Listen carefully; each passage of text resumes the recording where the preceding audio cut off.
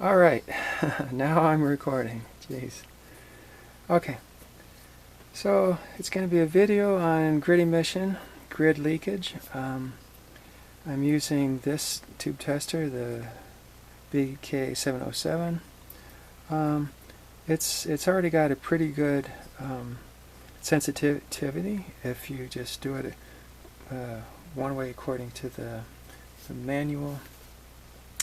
You can set it up for at a number 20 here on this scale for 25 megohms.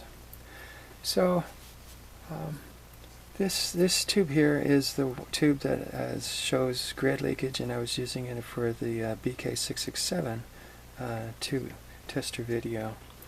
And I would check that out. I've tested this thing about 5 or 10 times and use it in that video, and I brought it over to this tester, and it's like I can hardly get it to start registering.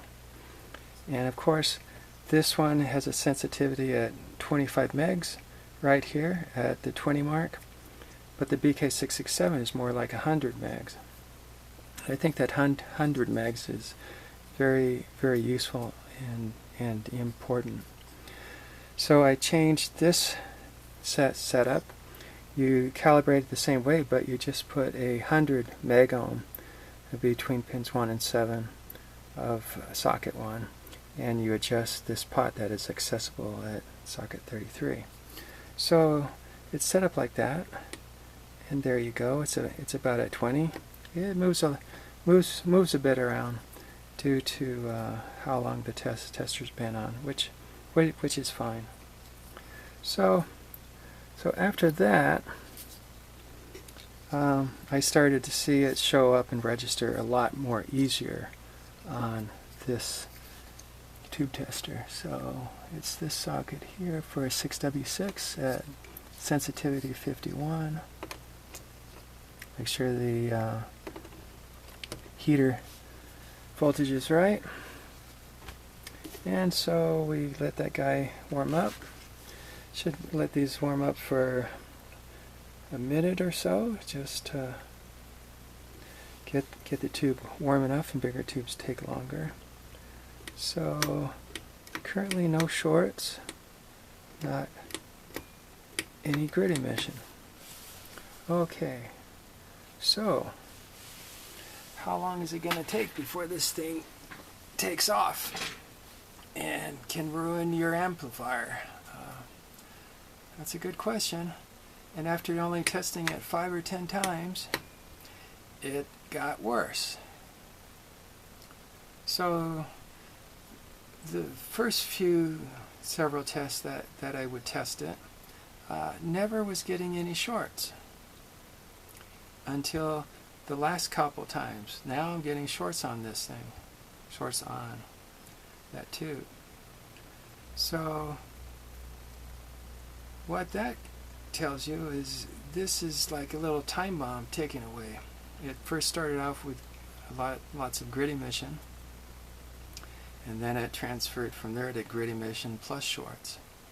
And shorts is what, well, both things can destroy your amplifier, because the grid emission will raise the voltage on the grid of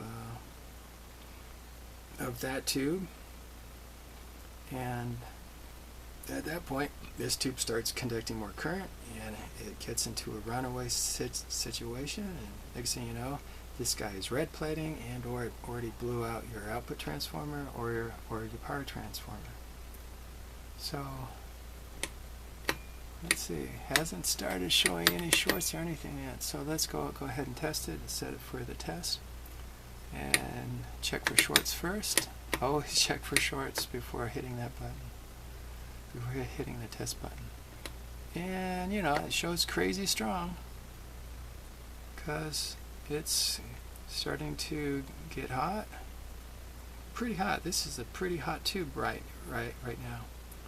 Most tubes like the 6W6 and so forth, or 6V6, they won't get as hot as a tube that is starting to get into grid emission and grid leakage. Well, there you go. Just doing a quick test once, and this guy is already doing it. What about shorts? Shorts is starting to creep up too. So, and the tube is obviously hot.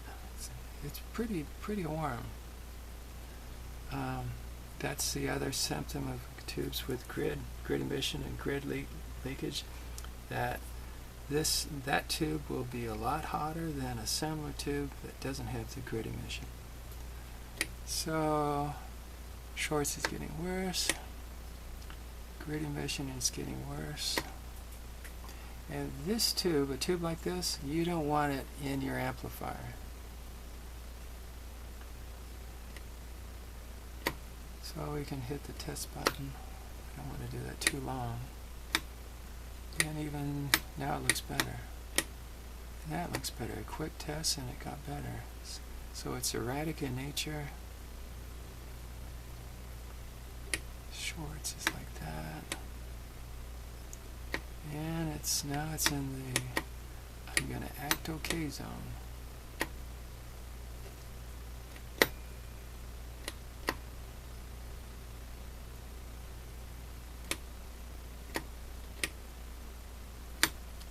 Let's see. To check a tube, instead of hitting the test button a lot, you can just raise the filament voltage a little. So going from like 6 to 7 volts. You can do that for not too long without damaging the tube. So it's at around 7 now. And we can go back and check these guys. Whoa, look at that. That meter just bouncing around. That guy's bouncing around. So if you were going to raise the filament voltage on a good decent tube, nothing happens. You don't get any funky thing like this where the grid emission is there and it's bouncing around, where the shorts is bouncing around. So there you go. I highly recommend on these testers, if you can change it to 100 megohm sensitivity, which is what this has now, and you'll be able to catch those bad tubes before they catch you. Alright, thanks for looking. Catch you later.